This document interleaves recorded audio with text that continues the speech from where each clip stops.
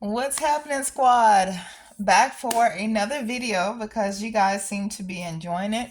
DMing me, asking me questions on certain things. So I thought it's just easier to, do another video to give you guys a little bit of insight on this whole food journey. Like I said, food is not just about getting full or getting energy or um, just living to see the next day. It's so much about food, and the right foods will give you what you want. The wrong foods, not so much. All right. So let's get into it. All right. Let's see what I want to talk about today. Let's see. All right, let's talk about this good old mac and cheese. Yes, it seems to be a huge staple in a lot of people's families. So, yeah, let's get into it. A lot of people don't think about the dairy part of it, but the dairy comes from an animal. And so that's something that you definitely want to make some switches to. All right. And let me tell you why. All right, there's my recipe. Don't be trying to steal my recipe. This book is only $7, guys. Like, support. It's $7. And I'm giving you so much more for your, so much bang for your buck with that small investment. All right. So just a little thing about this as I was writing this recipe, it made me think about my family and specifically on my father's side. And a lot of them, a lot of his brothers and sisters, there's 12, um, 12 of 14 of the brothers and sisters, they have cataracts and glaucoma, right? Cataracts and glaucoma, all right? The ones that had it, unfortunately, they're no longer with us on earth.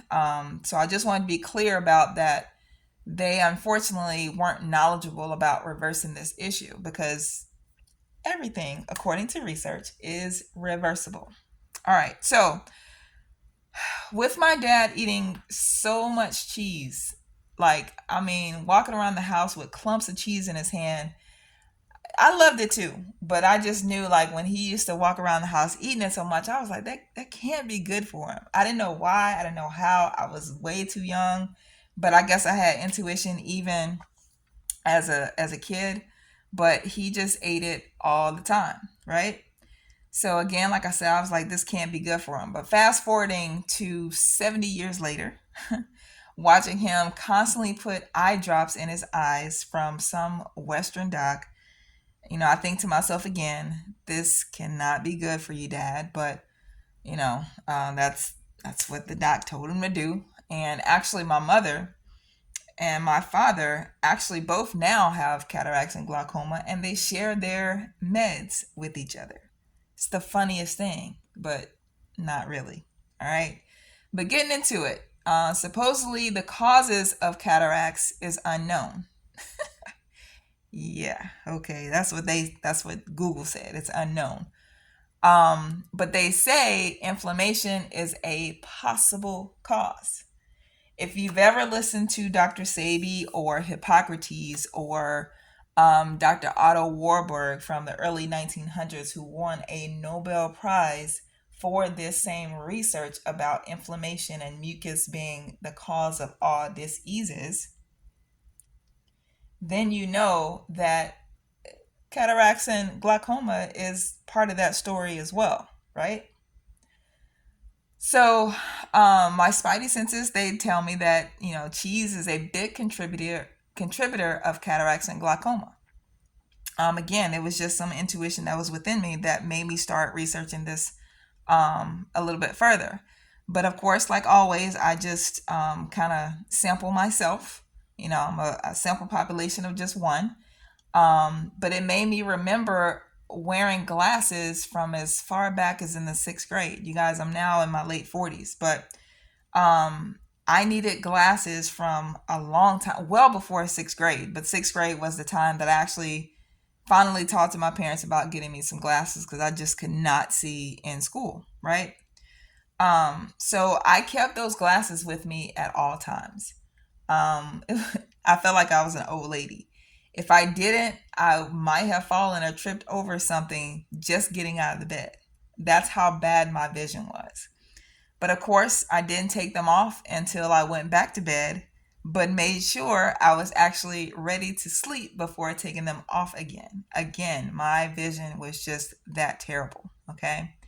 Fast forward to 40 plus years later, I don't need them.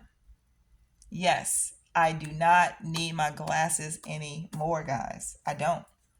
So, of course, I'm not going to blame eating just cheese for solely being the reason that I needed glasses, but it was definitely a huge contributor. Okay.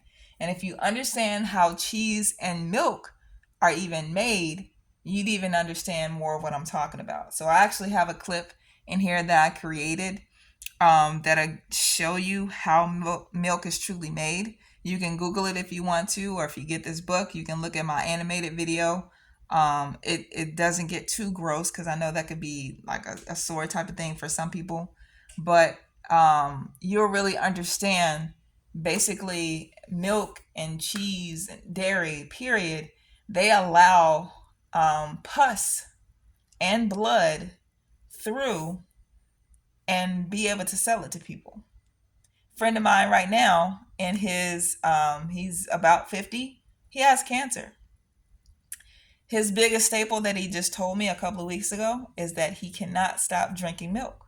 I'm like, all right, you can't stop drinking milk? Well, good luck with continuing on with that cancer.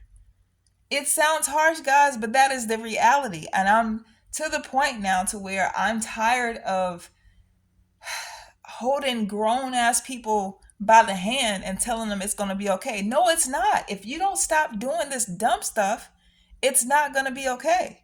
It's going to continue and get worse and worse and worse. And there's so many different plant-based electric alternatives that there is just no reason why you should continue on with the animal stuff. But I'm not here to preach to you about that. You should be a vegan, you should be this and that. Veganism, I'm not even a vegan myself, but I am plant-based, and I do understand the differences of how I feel now versus back then. My knees no longer hurt. I'm actually tall. I'm a former athlete. My knees no longer hurt because I don't have inflammation around my knees anymore. Where does inflammation come from? It comes from freaking animal-based foods. But whatever. I don't want this video to be too long. I'm going to step off the box and ask you guys just to think about how you feel when you eat some of the foods that you eat that you know good and daggone well that you shouldn't be having. But ask yourself, how do you feel? You may feel happy for a little bit of time, 10 minutes, 15 minutes, an hour, I don't know. But in the long run, how is it making you feel? And if you're being honest with yourself, you ain't got to worry about being honest with me. But if you're being honest with yourself, I already know the answer. Like, you're not feeling great. You're not feeling great at all. So do something about it before it is too late. All right? I'm telling you guys this information because I got to live in this world with you Mickey Fikis. All right, I'm out.